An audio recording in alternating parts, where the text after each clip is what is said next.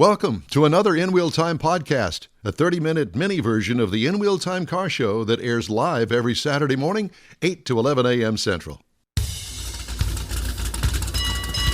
Howdy. Howdy. It's the In Wheel Time Car Talk Show. Just ahead, we talk to Kevin Douglas, we hope, with the Houston Electric Auto Association Car Club. Who had a CB radio back in the day? Raise your hand. Yay. We all did. Okay. Jeff has a feature on CB radios. Conrad has the car clinic, and we'll also have the stories making automotive news headlines this week. Straight ahead on this edition of the In Wheel Time Car Talk Show. Howdy, along with Mike Out of This World Mars, King Conrad DeLong. We need more Jeff Dziekan. I'm Don Armstrong. Glad you could join us on this Saturday, our live broadcast. And if you're listening on a podcast, it's later in the week, clearly.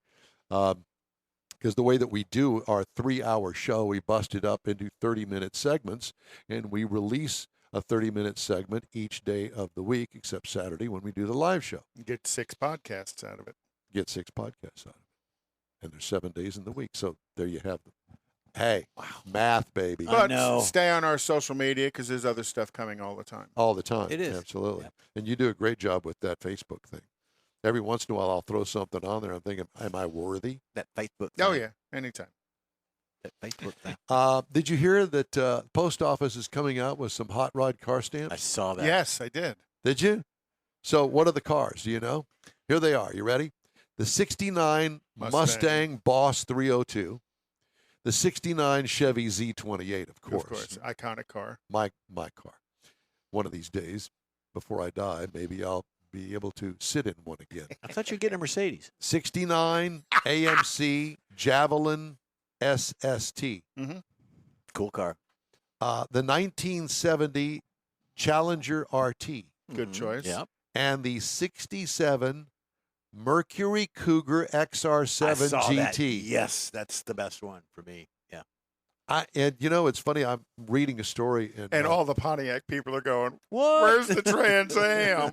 where's the GTO? Yeah. Well, no. This is pony cars. Oh, okay. So in pony cars, Yeah. Trans Am, It is. Firebird Yeah. is a pony Well, car. they got the Camaro to take that option. So Sell that to the Pontiac. U.S. guys. Postal Service commemorate the heyday of the pony car era. 5 new stamps featuring some of the most famous examples of these youth-oriented vehicles. Youth-oriented. That would be our day. Half of them are dead now. Yeah. The first day of issue event for the Pony Cars Forever stamp will be held at the Great American Stamp Show in partnership with the American Philatelic Association. That's stamp collecting. Say that again? No, it's not. It's not how it's pronounced. And don't get me to get. So are these Go ahead. I can't pronounce it. I've tried for years. are these pre-sticky or are these the licky kind of stamps? Philathelip. Well, No. there's how to spell it. Theoretically. If you come up with it theoretically. Theoretically. The ceremony is free and open to the public. News of the stamp is being shared with the hashtag Pony Car Stamps. Think about how much money the post office makes. Here they are. These stamps are supposed to incorporate the cost of transporting whatever you stick in the envelope from your house to that house. And they are gambling on people buying Like us. hundreds or thousands of these That'll never be used. Philatelic. It's pronounced philatelic. That's No, what I it's- said. It's not philatelic either. That's the way it's spelled. I know it's the way it's spelled. We'll have to ask Siri. I don't have Siri. Talk amongst yourselves while we figure this out. Let's see here. How do you say? How do you pronounce philatelic? Spell it. I don't know. Ask Phil. Okay. You want to hear it? Yeah. Okay. Here we go. It's coming. Yeah. So it's It's- Christmas. An advertisement. Philatelic. That's not Well, that's funny because it is not philatelic, according to this thing here. Have them say it in English. See, look, this thing is stupid because that's not correct. Look what it says. It's Okay. FILUTHLUHK.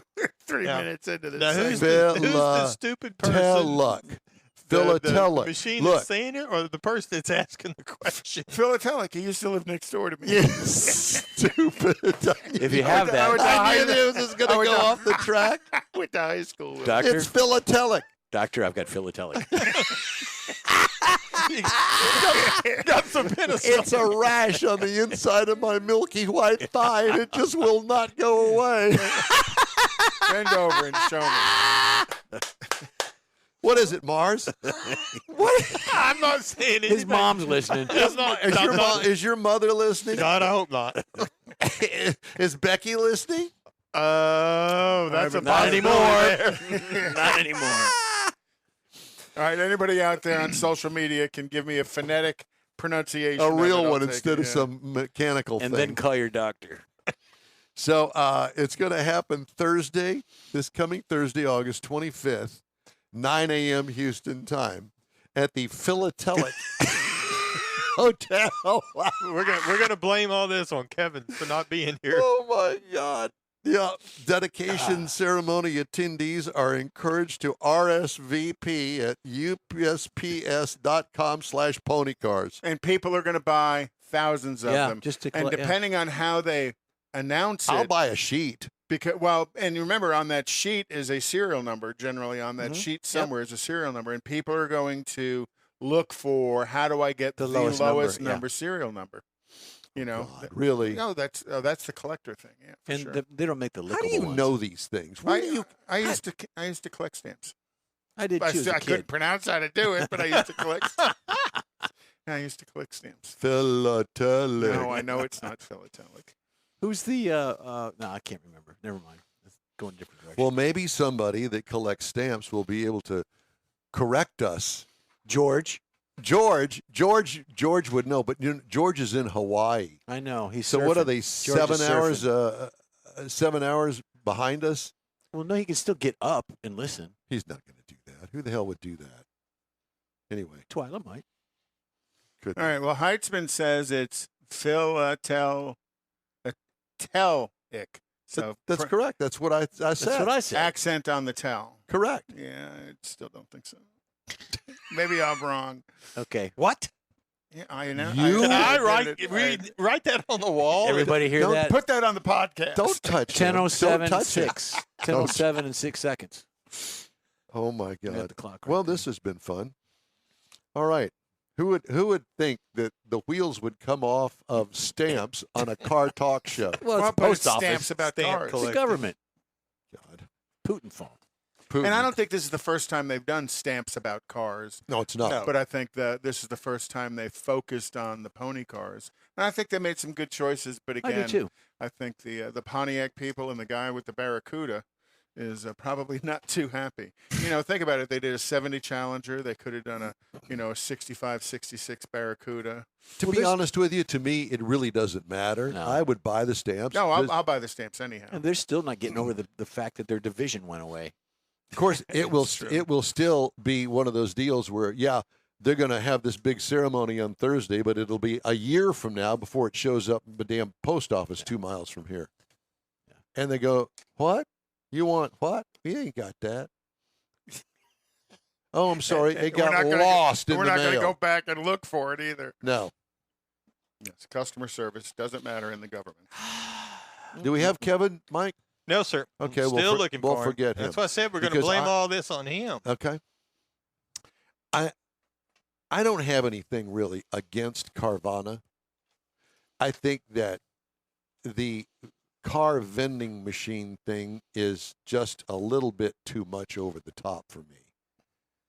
I mean, I cannot imagine buying a car sight unseen online. Putting this big quarter in this vending machine and what- literally the car moving robotically down the center of that tower and being delivered to you. And what if it gets stuck? How much did you pay for that car that included that great big quote unquote vending machine to stand there and watch it for 60 seconds come down the elevator? Well, probably not a whole lot more than you pay to go into a dealership that's got this wonderful showroom and free ice cream and a hot coffee and stuff. You know, you go into some of these dealerships and Taj they are Mahals. what we call from the business you call them a Taj Mahal. and there's a huge investment on dealers to make an impression on their customers. Well, Carvana is doing the same thing, but they're trying to make a different style of impression on their customer. Customer. A different customer, talking about the simplicity of it. There is no negotiation in price. That is the price you're going to pay from Carvana. Okay, so on that point with marketing and advertising, I'm seeing commercials now where they've got young people racing down the street, and then it turns into a cartoon, and then they got another one where the commercial where the guy's upside down and the car's sideways, and they're not appealing to me. Well, they're not. They're not. Because we're way too old for that. Yeah. So, speaking of Carvana, once again is prohibited for selling used cars in Illinois after the Secretary of State Police reinstated a temporary suspension again. Seems the state says the online seller has been issuing car buyers temporary registration permits from outside Illinois, not using a licensed third party to transfer titles, and not processing the registration paperwork through the Secretary of State's office like they're supposed to. Illinois suspended Carvana's dealer license May 10th after consumer complaints. The Secretary of State issued a stay May 26th, allowing the company to resume sales. Carvana didn't immediately respond to a request for comment from Automotive News. So the whole reason they're suspended is because they're not giving the state of Illinois the money. It's cut. Right. The money. Not getting their cut. Ultimately, that's all that comes down. Well, it comes down to the fact that they're not doing the damn paperwork. Well, they're not Well, following but the if they're guidelines. not going through the state, then they're not going to pay the tax that they're supposed to pay. Yeah. Same. All of that and more. All of it fits in there. Way to go. Talk about a PR nightmare. Oh, absolutely. Yeah, because all people hear is, Carvana was suspended, and they assume it was something nefarious, not something Stupid. nefarious. Yeah. So you heard Toyota back in 2016 purchased a guy's 2007 Tundra with over 1 million miles on it and used it in the business. They call it the Mona Lisa. They used it to totally disassemble it and inspect all of it as they were going into the design and build of the latest Tundra. I didn't know that. I think that's pretty creative on their part to go out and buy that high a mileage. It's not unusual to be done, but to buy that 1 million mile truck from somebody And then tear it all apart. and tear it all apart and look at the strengths and weaknesses so they could What's duplicate, worn, what's not worn, and how bad. duplicate the strengths in the next generation car I think that's called modify the research weakness. and development. Yeah, but I'll be honest with you. Not enough of them will go out and buy an old high mileage vehicle to do that R&D. They will have their own stylists and believe me, I was in the room.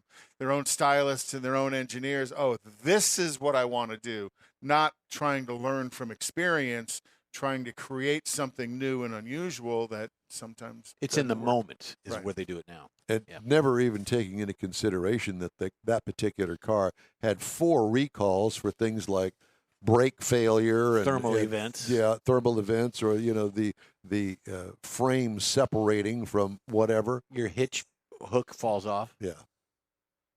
Okay. Yep. So, Did you read the latest Elon Musk? Oh, go ahead. The latest Elon Musk terse tweet. twit. Tweet. It I don't would know, I'm not be on a it. twit if it was more than one. So he took shots at General Motors because General Motors just announced that they're going to be building the new Blazer EV in Mexico. They're not even going to build it in the United States.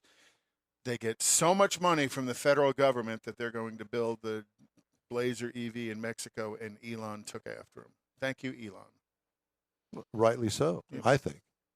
Yeah. We have a workforce here. It doesn't cost any more to build it here than it does there. So yeah, they're going to build it in Ramos, Ramos, Mexico. Ramos. Yeah, well, they built Ramos. Ramos. Ramos. They built other stuff there in the Yeah, past. there's several places that my tax money goes that I don't particularly care for, and that's one of them. I'll agree with you on that. General Motors and Ford have asked the U.S. auto safety regulators to grant exemptions to deploy a limited number of self-driving vehicles without human controls like steering wheels, Oh boy. brake pedals. Oh boy. Think about that recall. I saw 4 people coming here today that drove like that. The vehicle proposed by GM will not have steering wheels, pedals, manual turn signals, and mirrors, while the one Ford is offering is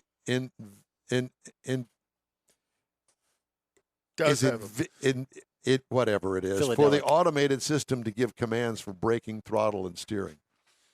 Argo AI, the driverless startup backed by Ford and Volkswagen, began testing self-driving vehicles in Miami and Austin in May without a human behind the wheel. There's another reason not to go to Austin.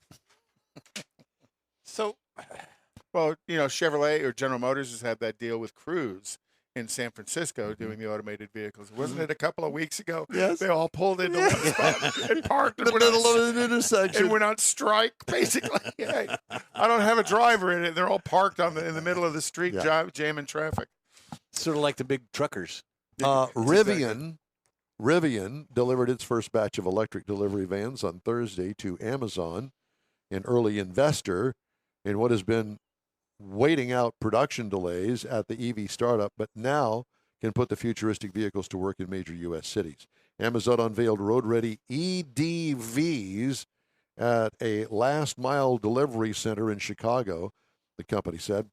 Amazon has been testing pre-production vehicles since last year. Did you see where the Rivian was at a tractor pull and they hooked it up and it pulled it out of the stadium? No, it wouldn't surprise me. It's all torque. Yep. But think about Rivian in Chicago. When all of the Amazon trucks come back and plug in, Chicago has a brownout. Mm-hmm. Ultimately, that's going to be a lot of power. They're probably going to have their own power station real close by, if not on property. And what's that going to be powered by? Natural gas? Pixie dust. Well, gas, coal. No, it will not coal. Well, you got to think Northeast still has a lot of coal-powered. I understand, but that would be kind of counterproductive to open up a place that has electric vehicles and have to now tow in coal to run a generator. No. Well, I told you the story about the Home Depot in Fresno where my daughter lives. They've got 7 or 8 Tesla fast charging stations there, and this wonderful big brick building that inside has a diesel generator. That when you start plugging in your Teslas, that you hear the diesel generator fire up, so it runs the 440 fast charge. Wow. Fresno. Yeah. When they tell you that the electricity comes from the plug or comes from the wall or comes from the building, no. Electricity comes from some sort of power production plant that is nuclear, gas, solar, wind. Yeah, the wind worked real well. Batteries don't make power. Ford Motor Company preparing to cut as many as 8,000 jobs in the coming weeks as the automaker tries to boost profits to fund a push into the electric vehicle market, according to people familiar with the plan. The eliminations will come in the newly created Ford Blue unit, responsible for producing internal combustion engine vehicles as well as other salaried operations throughout the company. The move would mark a significant step in CEO Jim Farley's plan to cut $3 billion in costs by 2026. Thank you for that. And the easiest way to get to $3 billion, salaries. Probably. Mm-hmm. All right.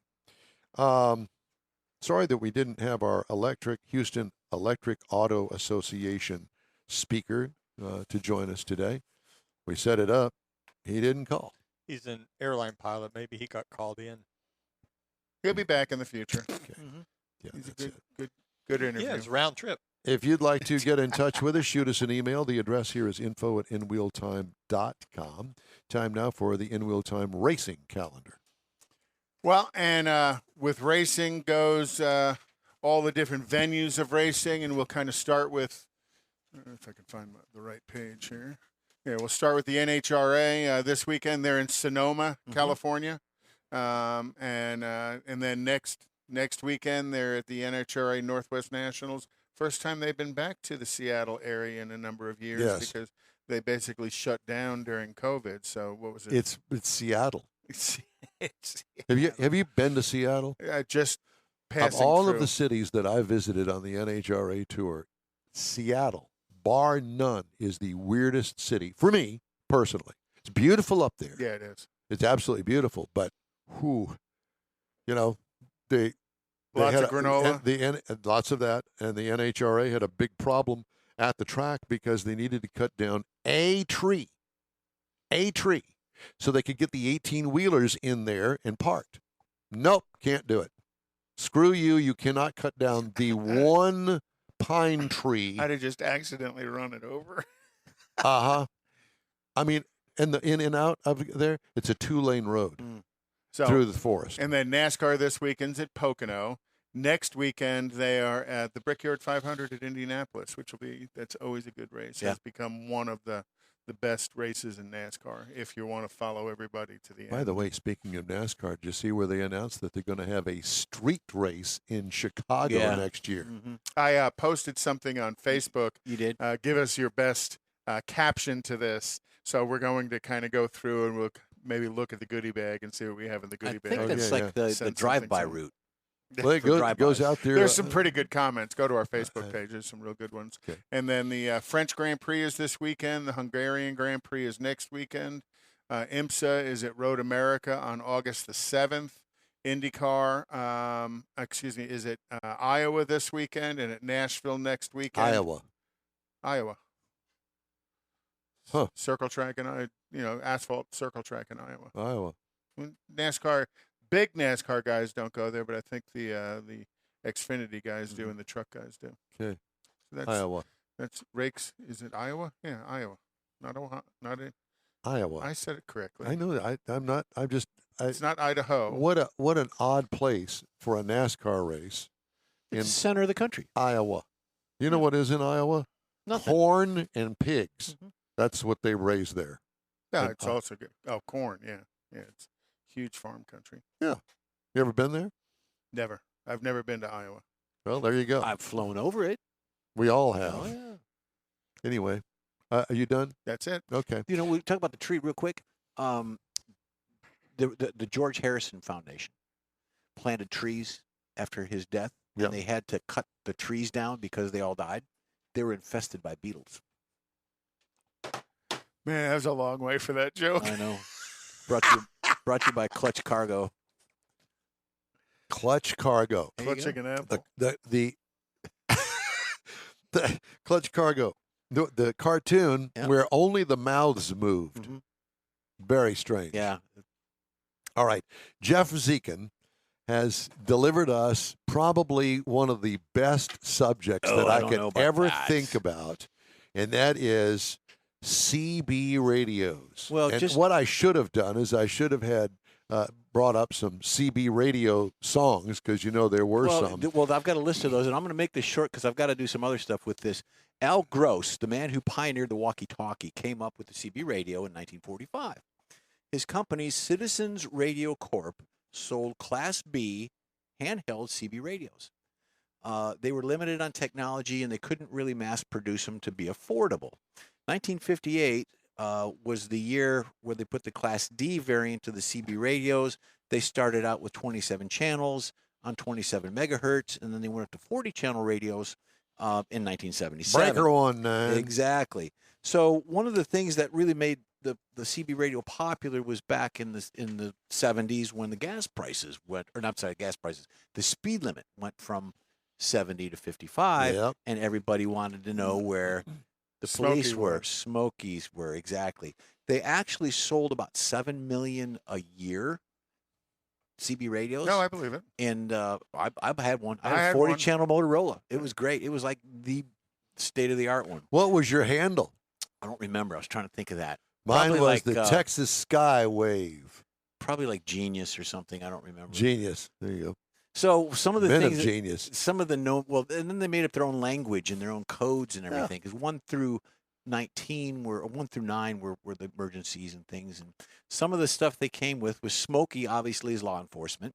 Bear is a police officer. Bear with ears is a police listening to the CB radio. A customer driving down the road and a CB, there's a customer. That is somebody getting a ticket. Boy Scouts, state police. Disco lights, flashing lights on a police car. So these are all code. Mike, you should be writing these down. Portable house is a camper RV. Yep. Paper hanger is somebody getting a ticket. Mama bear, female law enforcement officer. Polar bear, all white police car. Not a black and white, all white. Kitty car is a school bus. Little cheese is a smaller school bus. Little cheese. Little cheese. Salt shaker, that's a snowplow. Oh, okay. Jabber or jabbering idiot is someone speaking a foreign language on the CB channel. Go-go juice is gas.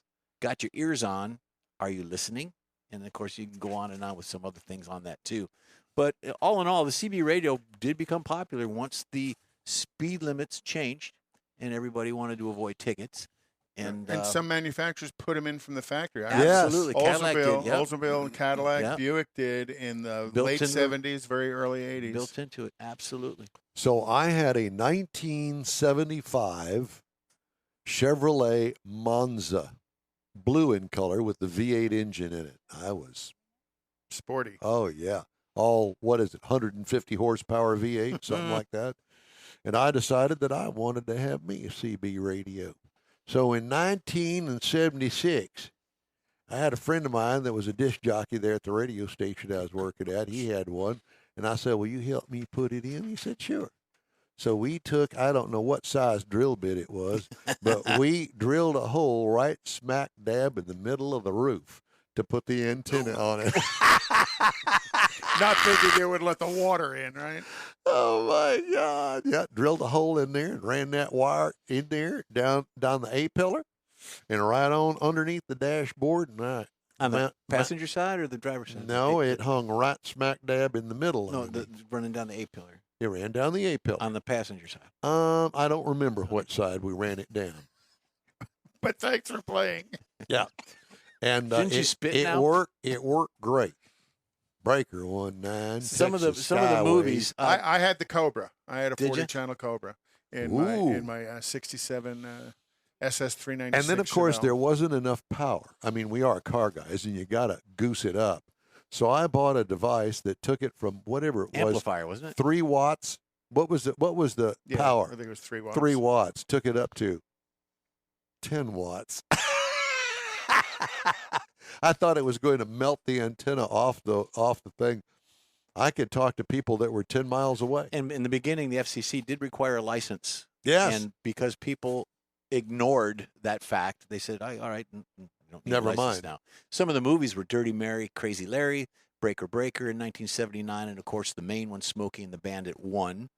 And then they did a couple others after that, 1977. The Shining, Smokey and the Bandit 2, Smokey and the Bandit 3, Die Hard, Dazed and Confused in 1993, the Brady Bunch movie in 1995 had CB radios in it. Without a Paddle, Dukes of Hazzard, of course, is a classic. Live Free or Die Hard in 1970, in 2007, and then in 2008, Transformers. You can still buy CB radios. Oh, yeah, you can. And they suggest going to Truckers Radio still Shack. use them. Yeah. Because it's a great tool of communication Yeah. amongst It's themselves. easy, yeah. Mhm. Yeah. And then there's songs and things after And that. then what, Jerry Reed. what is the, Brick what the 19. always emergency channel is channel 9? 9, yeah. So if you were on channel 9, you saying something, it better be an emergency or you'd get in trouble. What was If your they can handle, find Mike? you. Hot Stuff? What was it, Mike? It's Triple T. Triple T. Triple T, which stood for, I'll tell you on the break. Oh, I was 442 dude.